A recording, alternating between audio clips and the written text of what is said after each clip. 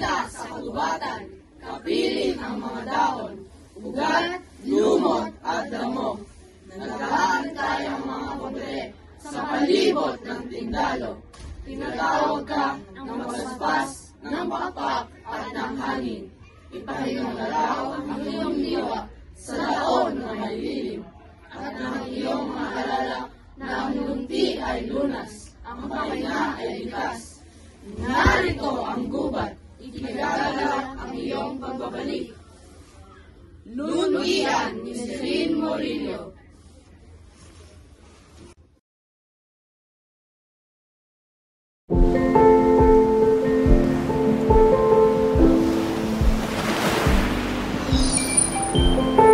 Ratong Volunteers